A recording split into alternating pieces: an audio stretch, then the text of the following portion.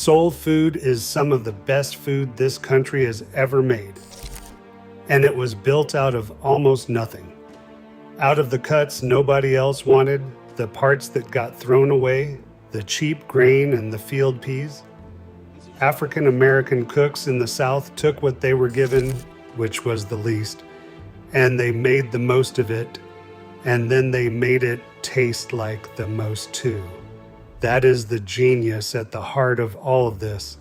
But a whole lot of that food is quietly disappearing now because it takes time and because the people who made it by hand without a recipe are passing on. These are 20 forgotten soul foods that nobody makes anymore. Stick around to number 1. It is eaten for luck every new year. Its story runs all the way back across the ocean to West Africa, and the real from-scratch version is fading fast. Number 20 is cornbread with something extra baked right into it. Cracklin bread. When a family rendered down pork fat, the crispy little browned bits left behind were the cracklins, and instead of tossing them, you stirred them right into the cornbread batter. What came out was cornbread gone rich and savory, crunchy with bits of pork in every bite. It is the whole philosophy of soul food in one pan, nothing wasted, and the humblest thing on the table made delicious. It is fading now because almost nobody renders their own hog fat at home anymore, so the cracklins themselves have gotten hard to come by. But there was a time when a pan of hot cracklin bread was the best thing in the kitchen. Number 19 is a breakfast made of pure cornmeal and pure thrift. Cush, or couch. You cook cornmeal in a skillet with a little fat until the bottom goes crusty and brown, break it all up, and eat it hot in a bowl with milk poured over, and a little sugar or cane syrup, a broken up cornbread porridge, basically. It filled up a family on next to nothing, and it started a lot of southern mornings. It is nearly gone now, pushed out by the cereal box and the drive-thru. But anyone who grew up on a bowl of Cush with cane syrup will tell you it was warm, and it was filling, and it got you where you needed to go. Number 18 is something most people today would pour down the drain: clabber. Before refrigeration, when raw milk sat out and naturally soured and thickened, you did not throw it away because you could not afford to. You ate it. Clabber is that thick, tangy soured milk, spooned up plain or eaten over cornbread with a little sugar, almost like a rustic yogurt. It was everyday food in a world without an icebox. And it vanished the moment the refrigerator and the store carton took over because nobody has to make food out of milk that turned anymore. But for generations, clabber was a free, tangy, nourishing thing that came from simply not wasting what you had. Number 17 is older and humbler than the pie you are thinking of. Sweet potato pone. Everybody knows sweet potato pie, but before the pie, there was the pone, raw sweet potato, grated by hand and baked with sugar, spices, and dark cane syrup into a dense, chewy, almost pudding-like square, no crust required. It is deeper and earthier than the pie, and it goes back further. It is disappearing because grating raw sweet potato by hand is real work, and the smooth, easy pie won out. But the pone is the original, and the people who remember it fondly. Number 16 is summer corn the way it was meant to be eaten, fried corn. You cut fresh corn right off the cob, and you scrape the cob after to get the milk, and then you cook it all down slow in a skillet with a little fat until it turns creamy and sweet and silky. No cream added, just the corn's own starch doing the work. It is nothing at all like the stuff from a can. It tastes like July. It is fading because it takes fresh picked corn and somebody willing to stand at the stove and stir. But a skillet of real fried corn in the middle of summer is one of the great simple pleasures of the Southern table. Number 15 is the very definition of using every part of the animal. Pig ears and pigtails. These are the humblest cuts there are, and soul food cooking treated them as treasure, slow cooked until tender in a pot of greens, simmered into beans, or braised on their own until they turned rich and gelatinous. In a kitchen where nothing could be thrown away, the ears and the tails flavored the whole pot and stretched a meal to feed everybody. They are disappearing from the everyday table now, as those cuts fall out of fashion. But they carry the deepest truth of this food, that with skill and time, the least of it could be made into something good. Number 14 is a soup that came straight from Africa.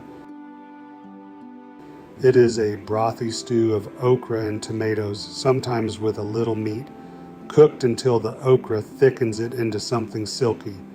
And okra itself is a West African plant, carried across the ocean and planted in southern soil by enslaved Africans, the same seed that gives gumbo its body.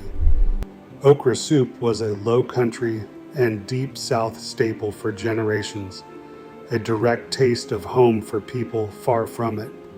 It is slipping away as fewer families cook okra from scratch, but it is one of the oldest, truest African dishes on the whole southern table. Number 13 was a whole ritual before it was a meal. Field peas and snaps. Not the dried peas from a bag, fresh Crowder peas or purple hull peas, shelled by hand and cooked with the snaps, the tender young pods snapped up and thrown in, along with a piece of pork for seasoning. And the shelling was the thing.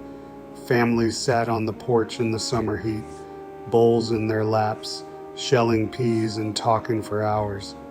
The frozen bag and the can took the place of all of it.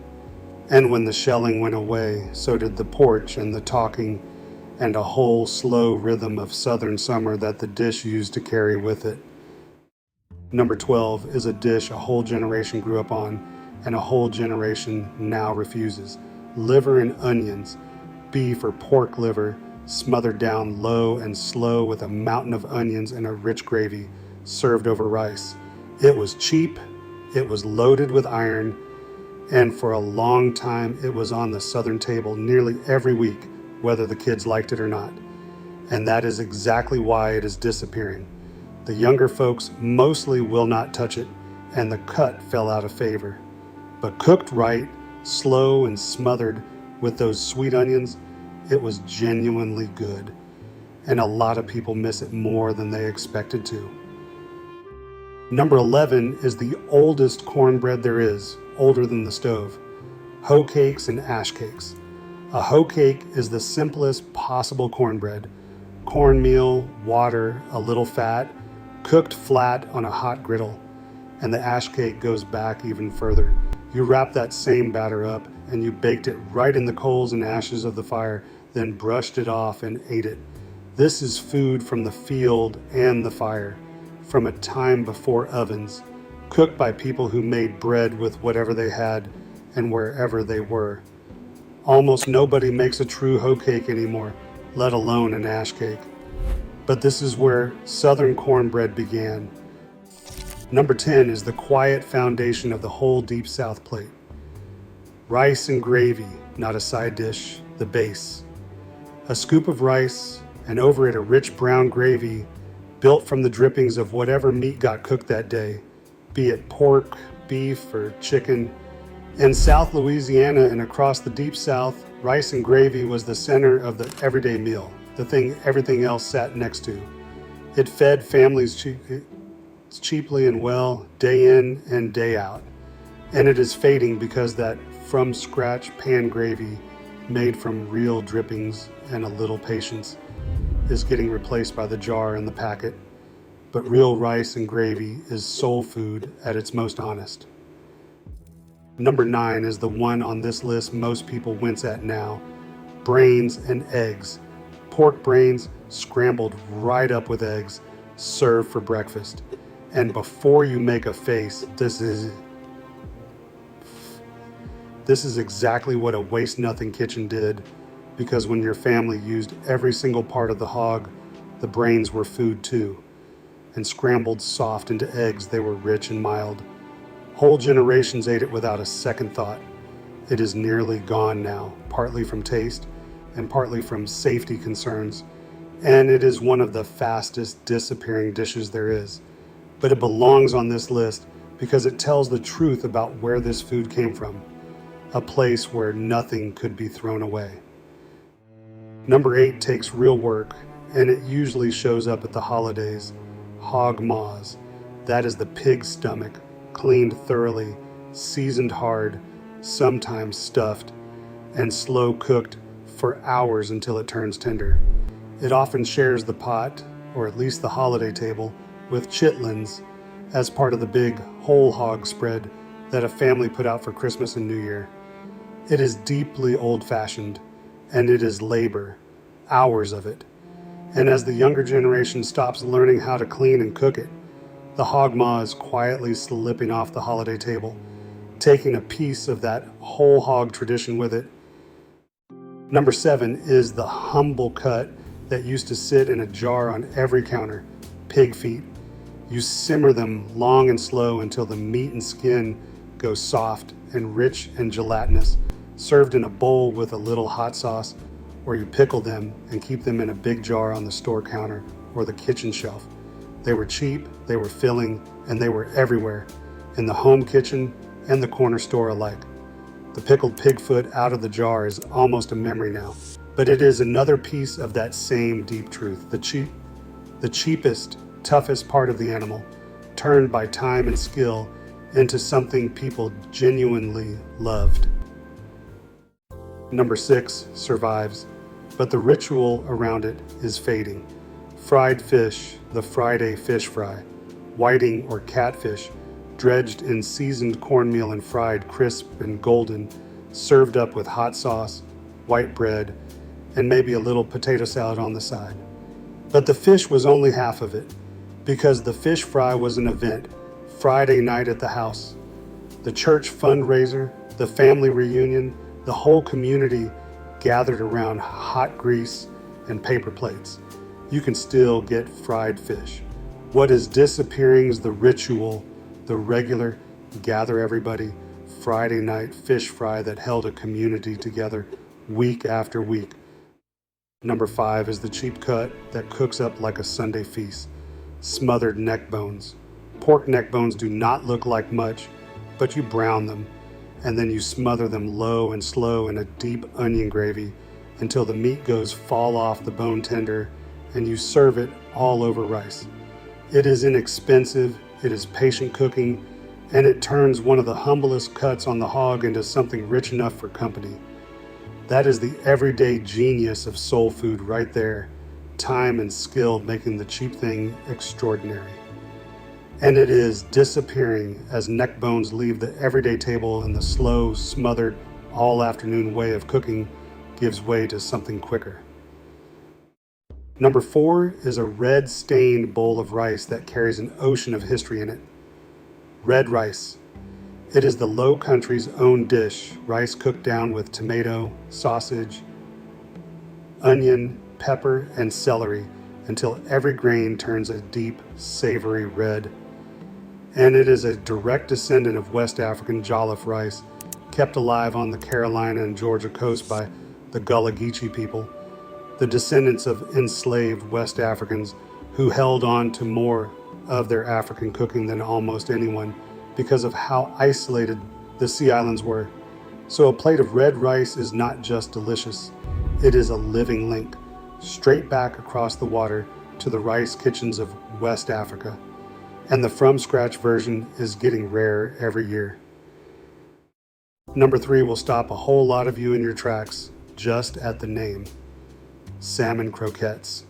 Canned salmon mixed with egg and a little cornmeal or crushed crackers, formed into patties and fried crisp and golden. It could not be cheaper or simpler, and for generations of black families it was Saturday morning or Sunday morning after church. A hot, savory, satisfying breakfast made from a can that was always in the pantry. It is fading now as fresh fish and quicker breakfasts take over, But say the word salmon croquettes to somebody who grew up on them and watched their whole face change, because it takes them straight back to their mother's or their grandmother's kitchen on a weekend morning. That is exactly the kind of memory this food carries. Number 2 was the whole point of the week, Sunday dinner, and at the center of it, smothered chicken. A whole chicken, cut up, floured, browned in the pan, and then smothered in gravy and cooked low and slow until it is falling off the bone, piled over rice. But it was never really about just the chicken. Sunday dinner was the one guaranteed feast of the week, the meal after church when the whole family came together at one table. The greens, the mac and cheese, the cornbread, the smothered chicken at the center, and everybody there. That from scratch, all day, everybody at the table Sunday dinner is the thing slipping away fastest of all as families scatter and life speeds up. And when it goes, it is not just a recipe we lose, it is the table itself. And number 1 is a simple bowl of peas and rice that holds more history than anything else on this list. Hoppin John, black-eyed peas and rice, cooked together with a piece of pork and eaten every New Year's Day for luck. The peas standing for coins, the greens on the side standing for money, the cornbread for gold. But the reason it is number 1 is what is underneath it. The black-eyed pea is West African, carried across the ocean by enslaved Africans. The dish itself grew straight out of the West African tradition of cooking rice and field peas together, and it was kept alive in its truest form by the Gullah Geechee communities of the coast, made with their own Sea Island field peas. It was written down in a Charleston cookbook back in 1847, and it was old even then. Hoppin John survives at New Year's, but the everyday from scratch version, the way it began, is quietly disappearing. And every single bowl of it is 2 things at once: a prayer for the year ahead and a line running straight back across the ocean to where this food and these people came from. None of this food was fancy. It was made by people who were given the very least and who turned it with skill and time and love into some of the best food this country has ever tasted, and into a table where a family could come together. When one of these dishes disappears, it takes a piece of that story with it. So here is what I would ask: make one of these. And if there is somebody in your family who still knows how to do it by hand without a recipe, go sit in that kitchen with them and learn it before you cannot. Now tell me in the comments, which of these did your family make and where are your people from? I want to see how many of them are still being cooked out there. There are far more than 20 of these. So if you want a part 2, say the word and tell me the one dish I have to include. If you like your food with a story attached, subscribe and put some South in your mouth.